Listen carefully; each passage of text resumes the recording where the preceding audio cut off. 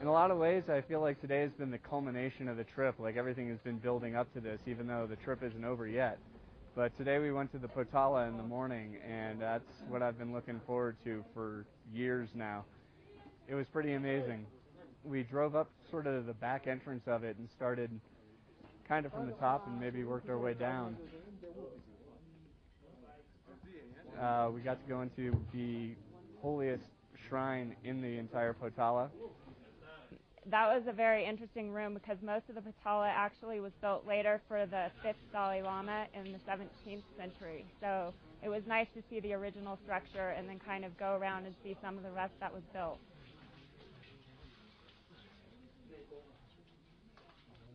There was a monk in there kind of showing us around, pointing out a few things. It was really nice to get a little bit of extra explanation.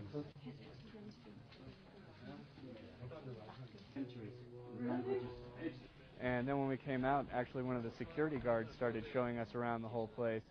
And he'd been working there for 20 years, so he knew an awful lot about the place, and his English was great.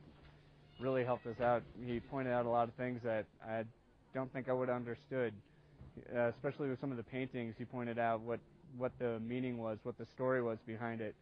There were even a few white people painted on the walls there, early English, French, German people who had come to Tibet. One interesting thing about the Potala was it seems like every Dalai Lama had his own throne room. I would have expected one throne room that they kept using over and over, but the guard was pointing out this is the 6th Dalai Lama's throne room. This is the 7th, the 8th Dalai Lama's throne room.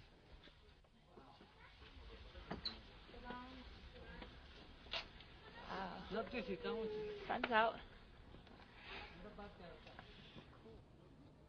We hung out on the roof of the Potala, which was a pretty amazing experience.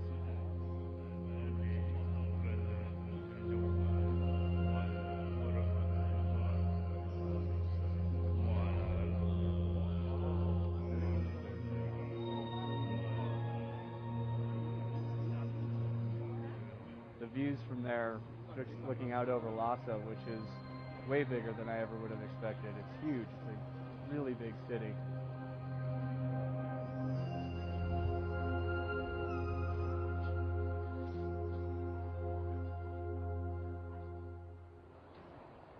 Just being on top of the Potala was sort of the culmination of many years of looking forward to this, and it was really awesome being up there. It was amazing.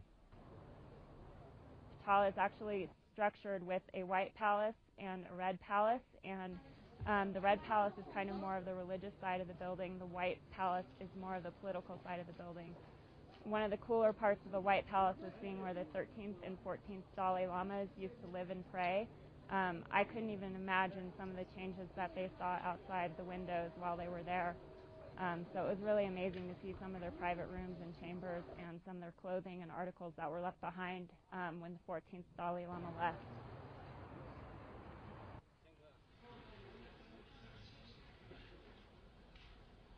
Even just exiting the Potala was an experience in and of itself.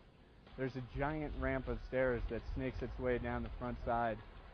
We walked down a slanted set of stairs that kept going and going and going and going.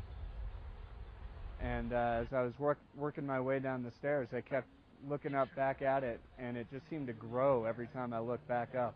The building's just immense, and every time I look at it, it just gets better. I've been staring at it from the top of the Jokan right here, and the more I look at it, the better it gets. I just get more attached.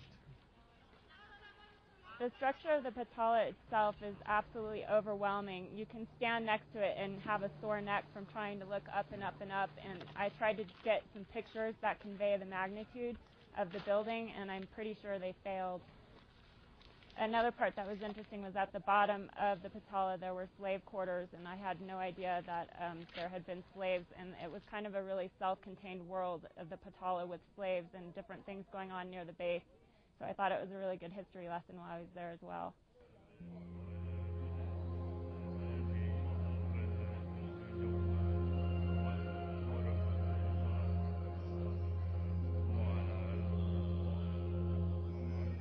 Jokan Temple is the holiest of holy structures in all of Tibet. This is the big one.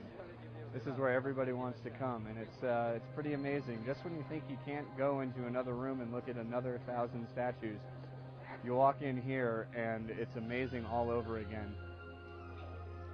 The Jokan Temple was built in the 7th century for Songtsen Gampo. He apparently wanted a place to put his Nepali wife's dowry, but it was his Chinese wife that selected the location, and it's apparently on the heart of the demoness that was thought to be covering Tibet, and that is the opposite, or actually in complement to Trandruk Monastery, which I believe is covering her left shoulder. So I thought it was kind of an interesting continuity of the theme of covering the demoness.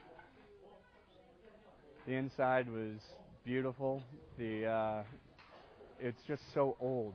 The place is about 1,300 years old, and while a lot of it's been rebuilt again and again and again over the years, some of the wood structures in here date back from the 700s. You feel it as you're walking around here. It's still an active temple here. There are lots of monks, and we got to sit through a prayer and chanting session. They had a lot of intricate hand movements, which I hadn't noticed before. They had bells. Some of them were playing drums, and it was the first time that I'd actually seen the scriptures in use. And at a lot of the temples we've been at, we've gotten to see the scriptures on the walls, but in this particular chanting ceremony, the monks had narrow strips of paper with Tibetan script, and were flipping through them to keep on cue and go through the ceremony that way. And I had a strange connection while I was there, in which one of the monks was making faces at me and going like this, and I thought it was really funny, and it made me laugh. And to think that a monk in the middle of his meditation is trying to get me to smile means I probably have a little work to do on cheering up, but it was a really wonderful connection. I enjoyed the chanting ceremony and kind of felt myself falling into a trance state while I was there. We also got to join in on one of the koras. The kora is sort of a circular pilgrim walk, and this is a small kora. It just goes around the main shrine of the temple, but it was bustling with people and pilgrims just rushing right along. They go at a surprisingly good clip for a holy walk. They're just pushing right along, and they don't mind shoving you out of the way if you're going too slow. I also walked past, started doing some of the prayer wheels. Got kind of caught in a corral of prayer wheels. Didn't realize that they just go on and on and on and on and on and on.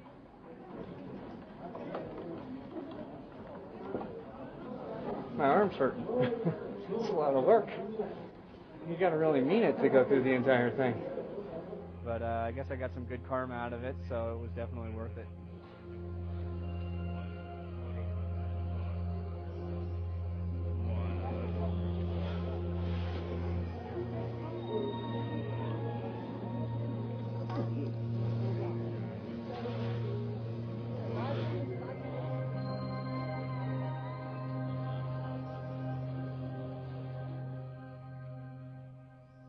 Today was a really great day. We started off, we went right to the Potala, finally.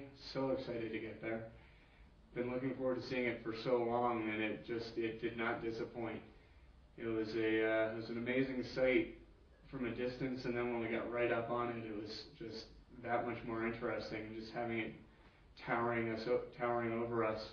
Even later on in the day, we were somewhere where we could look at it from a distance, and I found myself staring at it for a while. It's just an amazing building. Today, I'm in the dark core square where I was just sitting down because I was tired, and an old woman came and sat next to me, and she just said Tashi Delay, and I said that back, and we really couldn't talk because of language differences, but we just kind of sat together and watched the people and giggled at certain things as they went by. So that was kind of a meaningful exchange that I had, that it didn't involve translation or words, and it still felt really good to me.